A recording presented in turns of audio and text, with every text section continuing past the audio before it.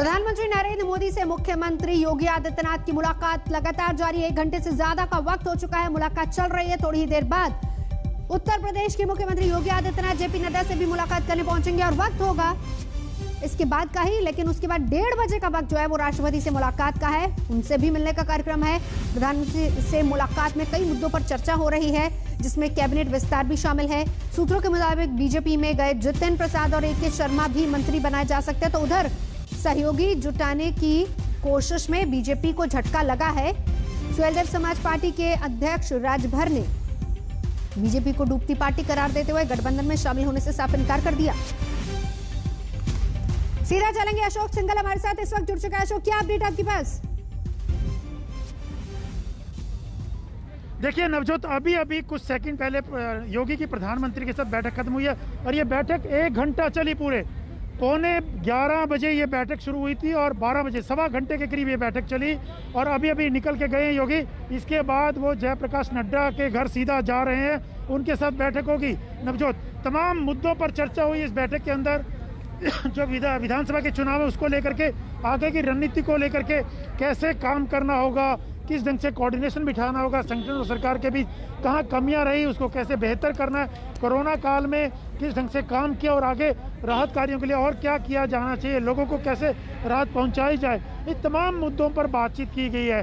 संगठन में कुछ बदलाव करने हैं, उस पर क्या किया जा सकता है, सरकार में क्या बदलाव किए जा सकते हैं, उस पर क्या किया जा सकता है, इन तमाम चीज़ों पर आगे का रोड मैप क्या होगा, क्योंकि विधानसभा के चुनाव अगले साल शुरू में होने हैं, उसको देखते हुए ही ये बातचीत हुई है। कल अमित शाह से भी मुलाकात हुई थी, उसमें भी तमाम चीज़ें हुई और आज भी प्रधानमंत्री के साथ बैठक, सवा घंटे की इस बैठक में इन तमाम मुद्दा सिर्फ विधानसभा 2022 का था, विधानसभा का यूपी का, उसी के इर्द गिर्द तमाम मुद्दों पर चर्चा की गई नवजोत। और सीधा यहीं से योगी आदित्यनाथ जयप्रकाश नड्डा के घर जा रहे हैं, वहाँ भी उनसे मुलाकात होनी है, क्योंकि तमाम नेता यही एक्सरसाइज कर रहे हैं। 3 दिन जो संगठन महासचिव BL संतोष लखनऊ गए थे, उत्तर प्रदेश के दौरे पे गए थे, तमाम मंत्रियों से, संगठन के लोगों से फीडबैक लिया, बातचीत की और आकर के रिपोर्ट यहाँ दी। उस रिपोर्ट के आधार पर नड्डा ने कल प्रधानमंत्री से भी मुलाकात की थी और इन तमाम नेताओं से बातचीत के बाद आगे की जो रूपरेखा है वो तय होगी, रणनीति तय होगी।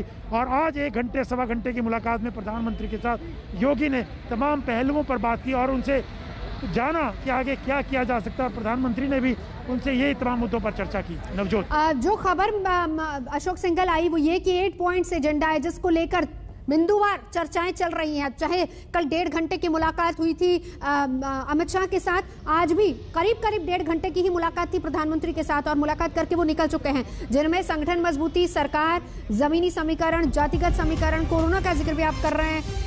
इसके अलावा और क्या क्या चर्चाएं, क्योंकि बहुत अहम है आने वाला चुनाव। दूसरी बात, कार्यकर्ताओं की, कुछ कार्यकर्ता ऐसे जो नाराज सहयोगी दलों में कहीं ना कहीं तल्खियां भी देखी जा रही हैं। ये सारे ऐसे मुद्दे जिनको सुलझाने की बहुत जरूरत है फिलहाल चुनाव से पहले।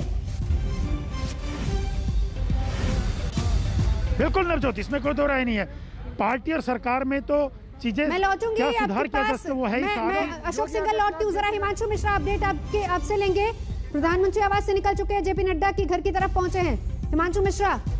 नवजोत, योगी आदित्यनाथ का काफिला जो है वो जेपी नड्डा के घर पहुंच गया है और अब जो है जेपी नड्डा के साथ योगी आदित्यनाथ की बैठक होगी। और आप देखिए, मैं अपने कैमरामैन से कहूंगा वो दिखाएं कि किस तरीके से जो है योगी आदित्यनाथ जो है अब प्रधानमंत्री से मुलाकात के बाद जो है वो सीधा जो है वो बीजेपी के अध्यक्ष जेपी नड्डा के घर पहुंचे हैं और अब उन तमाम मुद्दों पर चर्चा होगी और यहाँ से ही उन्हें जो है वो दिशा निर्देश दिए जाएंगे कि आपको अब यूपी लौटकर क्या करना है, आपकी सरकार कैसे काम करेगी, संगठन को लेकर आप कैसे आगे बढ़ेंगे और साथ ही साथ नाराज नेताओं को, विधायकों को, सांसदों को आपको मनाने की जिम्मेदारी जितनी संगठन की है उतनी आपकी है और साथ ही साथ सरकार और संगठन को साथ लेकर चलने की जिम्मेदारी भी आपकी होगी। और सरकार और संगठन के बीच में समय समय पर बैठकें हो, मुद्दों पर चर्चाएं हो और साथ ही सरकार के जो काम है उसको ग्राउंड पे कैसे लेके जाना है ये संगठन के साथ तय करना होगा। और बाकी के दिशा निर्देश समय समय पर जो है वो दिल्ली की तरफ से आपको दे दिए जाएंगे और कैबिनेट के अंदर जो फेरबदल होना है उसमें किन किन लोगों को जो है वो कैबिनेट के अंदर शामिल किया जाएगा, ये सारी बातें यहीं से तय होंगी। इतना माना जा रहा है कि AK शर्मा, जितिन प्रसाद, अनुप्रिया पटेल के 2 विधायक, जिनमें से एक उनके पति है और एक अन्य विधायक निषाद पार्टी की तरफ से, निषाद को जो है वो जो है यूपी कैबिनेट के अंदर शामिल किया जा सकता है। जाटों के प्रतिनिधित्व को बढ़ाया जा सकता है। किसान आंदोलन के कारण पार्टी को जिस तरीके से पश्चिमी उत्तर प्रदेश के अंदर पंचायत चुनावों में नुकसान हुआ है, उससे भी पार्टी ने ये सबक सीखा है कि जाटों को भी मनाना होगा अगर उत्तर प्रदेश में आपको चुनाव जीतना है। जातिगत समीकरणों को ध्यान में रखते हुए अब पार्टी आगे बढ़ेगी और अपने गठबंधन के साथी दलों को लेकर आगे चलना होगा। अगर गठबंधन के साथी दलों को छोड़ा गया तो इसका नुकसान पार्टी को हो सकता है। नवजोत, जो 8 पॉइंट जिसका जिक्र हिमांशु आप सुबह से कर रहे हैं, देखिए ये उसके बाद ही तय हुआ जब BL संतोष ने फीडबैक दिया और उसके बाद कहीं ना कहीं नाराजगियां, तल्खियां पूरी तरह से सामने आई। वक्त बहुत ज्यादा नहीं है। इसके बाद जो इंस्ट्रक्शन अब दिल्ली से दी जाएगी यूपी को, क्या लगता है कि वक्त रहते ये सारी चीजें मुकम्मल हो पाएंगी? देखिए, वक्त बहुत कम है, लेकिन कमान अब अमित शाह ने अपने हाथ में ले ली है। आपने देखा होगा अनुप्रिया पटेल और उसके बाद संजय निषाद, और जिस तरीके से कुमार अभिषेक भी बता रहे थे कि ओम प्रकाश राजभर को भी साथ लाने की कवायद जो है वो पार्टी कर रही है, और अन्य छोटे छोटे दलों से भी बात पार्टी की जारी है, जो कि OBC और SC की जो जातिगत रिप्रेजेंटेशन है उसका प्रतिनिधित्व करते हैं, उन दलों को भी लाने की बात है। क्योंकि इस बार जिस तरीके से कोरोना की दूसरी लहर में योगी सरकार के खिलाफ माहौल बना और पार्टी, विधायक, सांसदों की नाराजगी, संगठन की नाराजगी, ये सारे फीडबैक लेने के बाद BL संतोष ने जो रिपोर्ट दी, ये 8 पॉइंट जो हैं ये तय करेंगे कि सरकार को कैसे आगे बढ़ना है और संगठन कैसे चलेगा। ये 8 पॉइंट है: नेतृत्व, सरकार का काम, जो है जातिगत समीकरणों के हिसाब से जो है को साथ लेकर सुशासन, गरीब कल्याण योजनाएं, ये तमाम वो बिंदु हैं जो आने वाले दिनों में बीजेपी इस पर काम करती नजर आएगी, जिसकी शुरुआत कल गृह मंत्री अमित शाह ने की थी। 2 OBC नेता, जो कि अनुप्रिया पटेल जो है अपना दल की राष्ट्रीय अध्यक्ष है, उनसे मुलाकात की, और साथ ही साथ निषाद पार्टी के प्रवीण निषाद और संजय निषाद से मुलाकात करके उन्होंने दे दिया था। क्योंकि बीजेपी का एक वोट बैंक तो है, अपर कास्ट कहा जाता है, बीजेपी के साथ है, वो ठीक है, लेकिन बीजेपी जब चुनाव जीती है, चाहे 1991 का हो, 95 में हो, या फिर आप देखिए 2014 में और 17 में और 19 में, उसमें OBC वोट बैंक का एक खासा असर है। और पहली बार OBC वोट बैंक जो है वो बहुत खुलकर जो है 2014 में बीजेपी के साथ आया था। नॉन यादव को छोड़ दिया जाए। बिल्कुल हिमांशु, बस आपको मैं रोकूंगी 10 सेकंड के लिए, क्योंकि जो तस्वीर इस वक्त हमारी टीवी स्क्रीन पर है ये बहुत अहम है। देखिए, 1.5 घंटे तक करीब मुलाकात, एक तरफ योगी आदित्यनाथ, एक तरफ प्रधानमंत्री नरेंद्र मोदी। ये वो तस्वीर है जो कि आज तक आपको दिखा रहा है। मुलाकात हुई है, 8 बिंदु जो मुख्य तौर पर, जिस पर लगातार हिमांशु हमें जानकारी दे रहे हैं, चर्चा हुई है।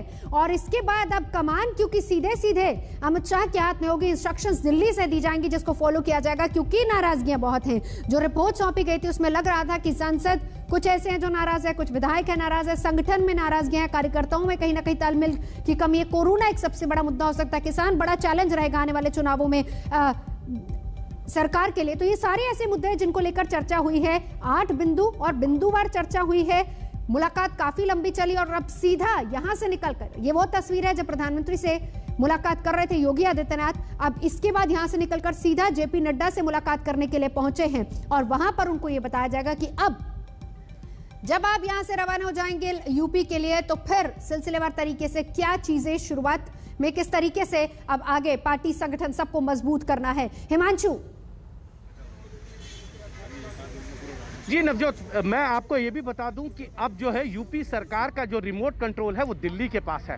दिल्ली में इन तीनों नेताओं की तरफ से जो डायरेक्शंस दिए जाएंगे, यूपी सरकार और संगठन में उसी तरीके के काम होंगे।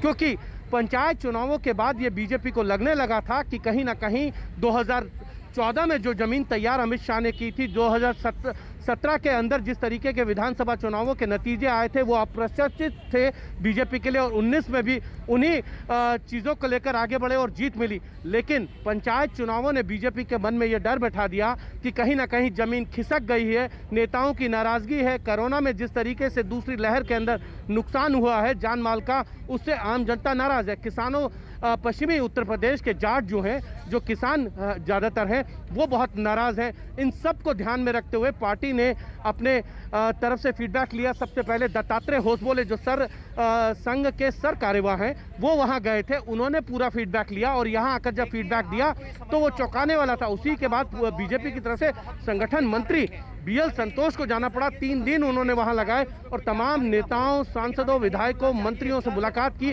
और जो फीडबैक उनके सामने आया वो चौंकाने वाला था। इसीलिए उन्होंने यहाँ आके फीडबैक दिया। उसके आधार पर पार्टी ने जो है आगे के कार्यक्रम कैसे होंगे, यूपी में होगा, सरकार और संगठन में, ये तय यहाँ दिल्ली से किया जाएगा। और अब प्रधानमंत्री से जो मुलाकात हुई है वहां से उनको ये बताया जरूर गया है कि सरकार और संगठन कैसे काम करती है। कैबिनेट में ए.के. शर्मा को भी लाना होगा, क्योंकि ए.के. शर्मा एक बहुत अच्छे प्रशासनिक अधिकारी के तौर पर सामने आए हैं। वाराणसी मॉडल की चर्चा हुई है, प्रधानमंत्री ने खुद उनकी तारीफ की, कोरोना काल में जिस तरीके से काम हुआ। लेकिन उसके अलावा कैबिनेट रीसफल करना होगा, जो खाली पोस्ट है उनको भरनी होगी। साथ ही साथ पंचायत चुनावों के बाद जिला पंचायत अध्यक्षों में अपने सहयोगी दलों को भी साथ लेना होगा। कुछ जिला पंचायत अध्यक्ष जो है वो सहयोगी दलों के साथ मिलकर बनाने होंगे। ये बात अनुप्रिया पटेल ने कल गृह मंत्री अमित शाह के सामने रख दी कि 2 जिला पंचायत अध्यक्ष अपना दल के होंगे। और यही बात है कि बीजेपी को भी लगता है कि पंचायत चुनाव में जिस तरीके का प्रदर्शन जो है अपना दल का रहा वाराणसी और मिर्जापुर और उसके आसपास के क्षेत्रों में, वो बहुत ही कह सकते हैं कि बीजेपी के लिए एक मैसेज देने वाला था। और उस मैसेज को बीजेपी के तमाम नेताओं ने पकड़ लिया है और उसके बाद अब उस पर काम शुरू हो गया है। और इसीलिए योगी आदित्यनाथ दिल्ली आए हैं और अब दिल्ली के अंदर से उनको ये साफ हो जाएगा कि जो देखिए 4 साल आपने जिस तरीके से काम किए वो ठीक है, बहुत बेहतर काम किए, लेकिन अब आपको यहाँ से ही जो है वो बताया जाएगा कि कैसे काम किए जाएंगे। संगठन को साथ लेकर अगर आप नहीं चलेंगे तो चुनाव जीतना बड़ा मुश्किल हो जाएगा। और जिस तरीके से पंचायत चुनाव में सामने आया कि बीजेपी की जमीन खिसकी है, उसका वोट शेयर घटा है और उन शहरों में घटा है जहां पर बीजेपी को बहुत ज़्यादा उम्मीद थी। आप देखिए फैजाबाद में जिस तरीके के नतीजे आए, गोरखपुर खुद योगी आदित्यनाथ का शहर है, वहां जिस तरीके के नतीजे सामने आए वो बीजेपी को चौंकाने वाले थे। वाराणसी के अंदर उम्मीद भी नहीं थी क्योंकि प्रधानमंत्री खुद वहां से चुनकर आते हैं।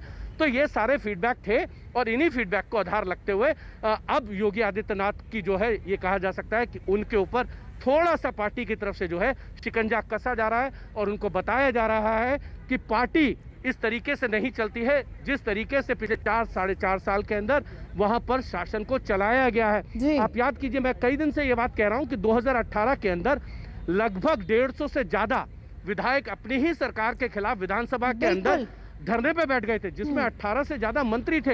ये शायद फीडबैक तब बीजेपी को लगा था कि नहीं, छोटी मोटी नाराजगी हो सकती है, किसी मुद्दे को लेकर नाराजगी होगी, लेकिन 19 के चुनाव के नतीजों के बाद बीजेपी को लगा कि सब कुछ ठीक चल रहा है। लेकिन ये जो नेताओं की, सांसदों की, विधायकों की नाराजगी थी, हिमांशु आपके पास अशोक सिंघल लगातार हमारे साथ जुड़े हैं। अशोक, आपके पास भी लौटेंगे, लेकिन फिलहाल हम यहाँ रुकेंगे एक ब्रेक के लिए। बड़ी खबर पर लगातार नजर बनी हुई है, देखते रहिए आज तक।